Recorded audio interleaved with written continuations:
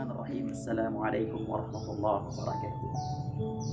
Kembali lagi pada pertemuan yang keempat ini, kita akan membahas tentang hakikat anak dalam Al-Quranul Karim. Allah subhanahu wa ta'ala mengabarkan kepada kita melalui Al-Quranul Karim surat Al-Kahfi yang berbunyi, A'udzu billahi minasyaitonir rajim. Al-malu wal banuna zinatul hayatid dunya. Harta kita, anak-anak kita adalah perhiasan dunia.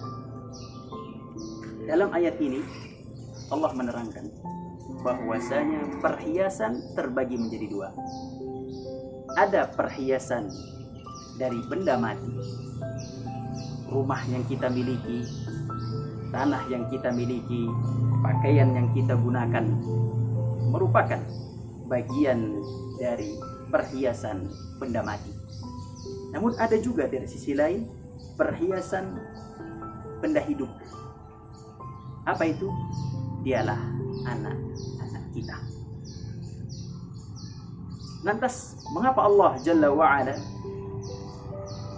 mengabarkan kepada kita bahwa anak adalah sebuah perhiasan dunia?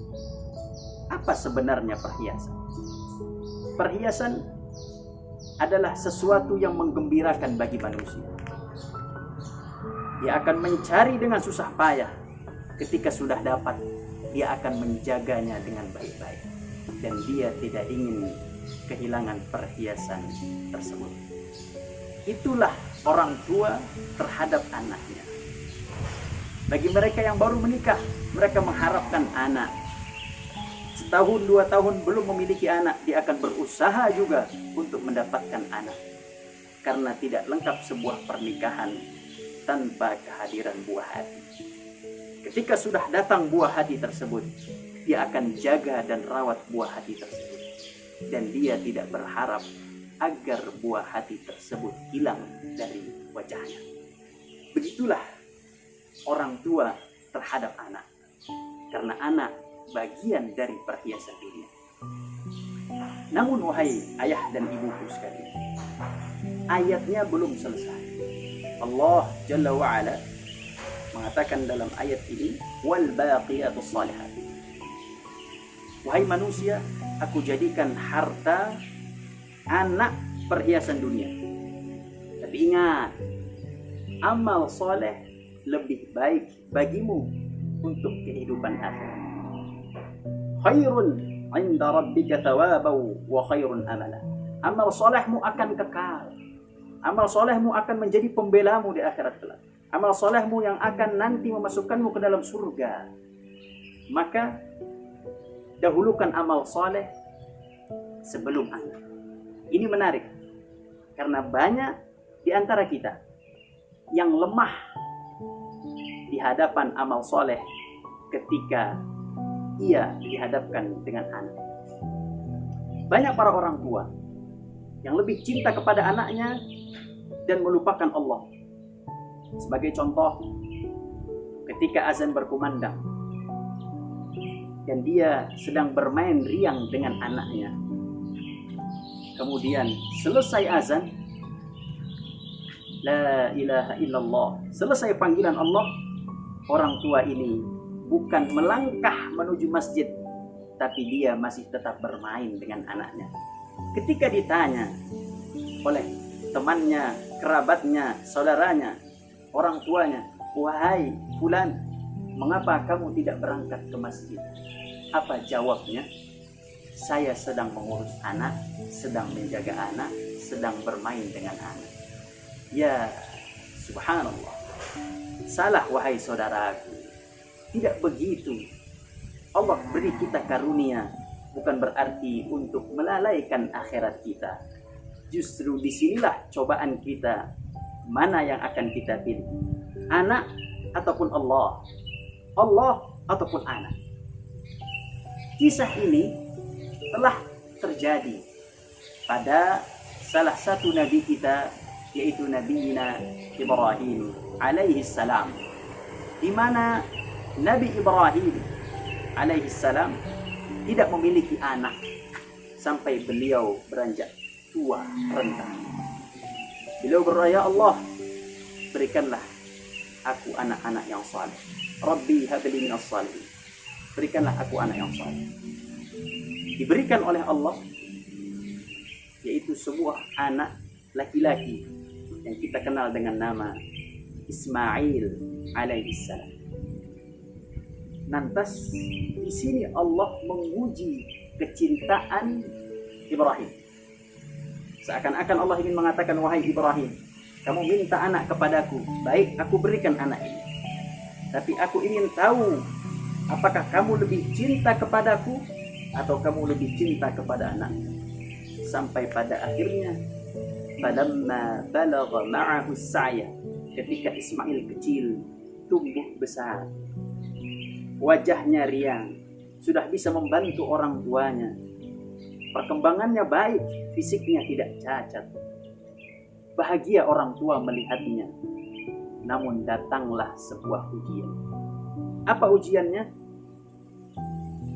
Allah perintahkan Nabi Ibrahim untuk menyembelih Nabi Ismail. Subhanallah. Amal soleh apa ini? Perintah luar biasa yang datang dari Allah Jalla wa'ala. Untuk membuktikan kita ini lebih cinta kepada Allah atau lebih cinta kepada anak kita.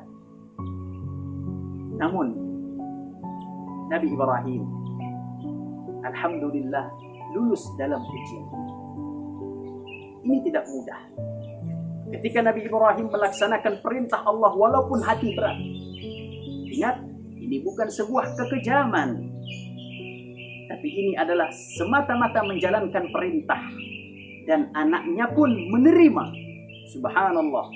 Bagaimana anak yang tumbuh dalam baitul aqidah, baitul tauhid, dia menerima ajakan orang tuanya untuk melaksanakan perintah Allah.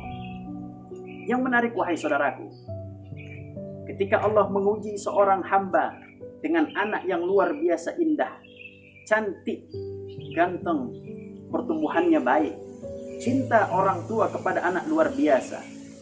Tapi ketika seorang ayah, kepala rumah tangga, mengedepankan Allah, maka Allah akan melipat gandakan sebagaimana yang terjadi pada Nabi kita Ibrahim alaihissalam. Setelah Ibrahim selesai melaksanakan tugasnya, apa ganjarannya? Subhanallah. Dalam surat As-Saffat dijelaskan banyak sekali ganjarannya. Pertama, salamun ala Ibrahim. Ibrahim, kamu lulus dan keselamatan bagimu wahai Ibrahim di dunia dan di akhirat. Allahu Akbar. Yang kedua adalah kadzalika najzil muhsinin. Wahai Ibrahim, karena engkau kepala rumah tangga, lebih mendahulukan aku dibanding anak-anakmu walaupun itu berat, aku akan mengganjarmu sebagaimana aku telah mengganjar orang-orang muhsin, orang-orang baik seperti dirimu. Yang ketiga, innahu min ibadinal mu'minin. Wahai Ibrahim, imanmu benar. Kamu bukan orang munafik. Kamu benar-benar beriman kepadaku. Kamu kedepankan cintamu kepadaku dibanding cintamu kepada anakmu. Yang keempat, وَبَشَّرْنَاهُ بِإِسْحَاقَ نَبِيًّا مِنَ الصَّالِحِينَ. Tidak berhenti di sini. Ternyata Allah berikan anak kedua, yaitu Nabi kita Ishaq alaihissalam. Diangkat sebagai Nabi, Nabiyyan minas salihin. Allah mengatakan anak ini akan menjadi Nabi dan bagian dari orang-orang saleh. Mari kita lihat ayat sebelumnya. Sebelum Nabi Ibrahim memiliki anak, doanya adalah Rabbi habli minas salihin. Ya Allah, berikan kami anak yang saleh. Nabi Ibrahim tidak meminta, ya Allah berikan aku anak yang menjadi Nabi. Tidak. Tapi berikan aku anak yang saleh. Ketika Nabi Ibrahim lulus, maka Allah mengatakan kepada Nabi Ibrahim, wahai Ibrahim, aku hadiahkan Ishak. Dia bagian orang-orang yang saleh, golongan orang-orang saleh, dan dia juga aku angkat menjadi Nabi. Subhanallah. Dan yang terakhir adalah wa baraka alaihi wa ala Ishaq, dan kami berkahi keduanya, Ismail dan Ishaq. Subhanallah. Inilah pedoman hidup bagi kita. Ketika orang tua lebih mendahulukan perintah Allah, mengedepankan perintah Allah, maka keluarga akan Allah berikan sebuah barakah, sebuah kenikmatan yang tiada bisa dibandingkan dengan rupiah sekalipun.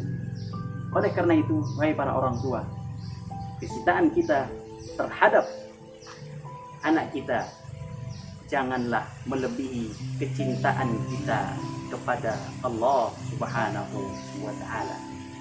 Ketika prinsip ini dipegang dan seorang orang tua, seorang ayah dan ibu memegang prinsip ini dengan kuat, saya yakin Allah tidak akan melanggar janjinya dan akan memberkahi keluarga ini, sehingga keluarga ini akan tumbuh berkembang menjadi keluarga yang diridhai oleh Allah Subhanahu wa Ta'ala. Semoga Allah Subhanahu wa Ta'ala menjaga kita dan keluarga kita, dan semoga Allah Subhanahu wa Ta'ala menjadikan kita bagian dari keluarga yang dicintai oleh Allah. Wal 'afwu minkum. Wassalamualaikum warahmatullahi wabarakatuh.